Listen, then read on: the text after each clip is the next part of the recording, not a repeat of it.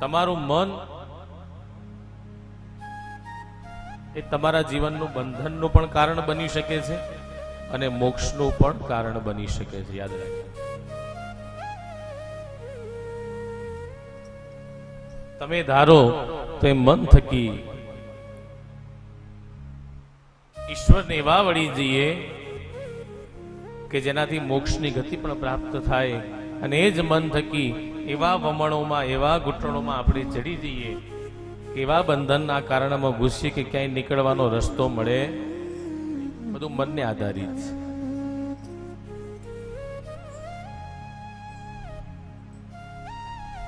અને એ મનને સ્થિર કરવા માટે ભગવાને આખી ભગવદ્ ગીતા, આખી ભગવદ્ ગીતા ભગવાને અર્જુનને કીધી ત્યારે એનું મન શાંત થયું. વિચાર કરો. અને આપણે કદાચ ભગવાન સાક્ષાત અહીં રોજ ગીતા કે ને,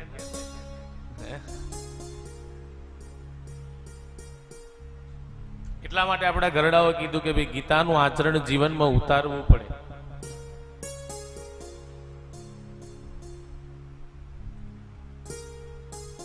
તમે બીજા બધા દેશમાં જાઓ ત્યાં તો ભોરિયાઓ એવા ગીતા વાંચતા થઈ ગયા. બોલો, કૃષ્ણ કનૈયા લકી જય, હરે રામ હરે કૃષ્ણ. ભલે ના આવડતું હોય, તોતડું બોલતા હોય તો ભગવાનનું નામ દે.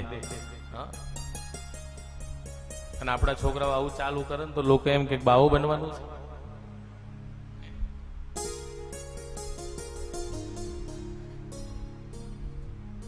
એમના સ્ટેટસ તમે જુઓ એટલે તમને ભગવાનની ભક્તિ ના જોવા મળે. અને આપણે શું કરીએ, આપણા છોકરાઓના status tinkle tinkle little star, ગમે ત્યારે તમારા સ્ટાર ફેરવી નાખે. એ કઈ નક્કી નહીં.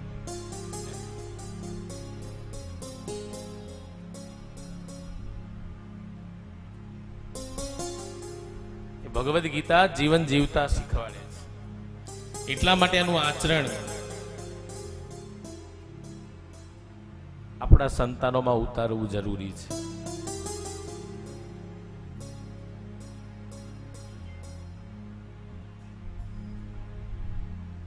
અને એ આચરણ જીવનમાં ઉતરે ને, કારણ કે ગીતા એક એવું શાસ્ત્ર બનાવ્યું છે ભગવાને કે જે સ્વયં પોતાના મુખમાંથી ભગવાને કીધેલું છે. એને જેને જીવનમાં ઉતારે એને કોઈ છેતરી ના શકે. પહેલી વસ્તુ આ.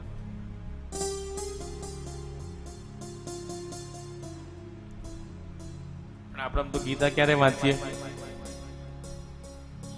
હે કે શાસ્ત્રીજી બા ગયા છે, 5 દાડા ગીતા વાંચવાની છે.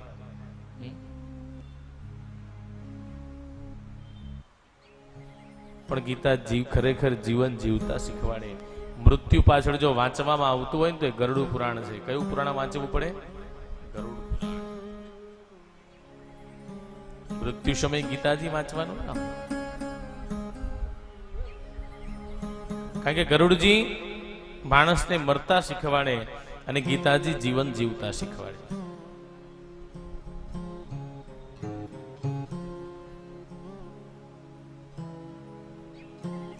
તમે જો દરેકની યુનિવર્સિટી હોય, આ ભણવું છે તો એની યુનિવર્સિટી, આ ભણવું હોય તો એની. પણ માણસાઈ શીખવા ક્યાં જવું પડે? તો એ માણસાઈ શીખવા માટે આવી કથામાં બેસો ને. આ કથા એ માણસાઈની યુનિવર્સિટી છે. યાદ રાખજો. અહીંયા માણસાઈ શીખવા મળે છે, ધર્મ શીખવા મળે, આચરણ શીખવા મળે, મા બાપની સેવા કરવાનું શીખવા મળે. એ કથા શીખવાડે છે.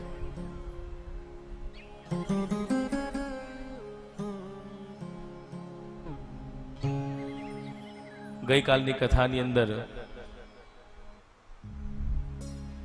આપણે ભગવાનની ભક્તિના ગુણગાન ગાયા. ભક્તિ, જ્ઞાન ને વૈરાગ્ય ત્રણેય વસ્તુ આપણે આપણા જીવનમાં ઉતારી.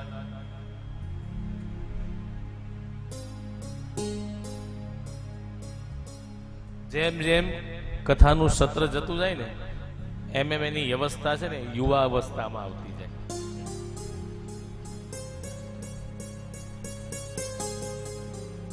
એટલા માટે મંગલ આચરણ કરી ભગવદ કૃપા મેળવવા માટે ભગવાનમય બની એ ભગવાન જીવનના અને મનના થાકને દૂર કરનારી એ આ ભાગવત કથા, જે પિતૃઓના મોક્ષાર્થે, પૂર્વજોના ઉદ્ધાર માટે થઈ આ ભગવદ આચરણ કરવા માટે આપણે બધા ભેગા થયા છીએ.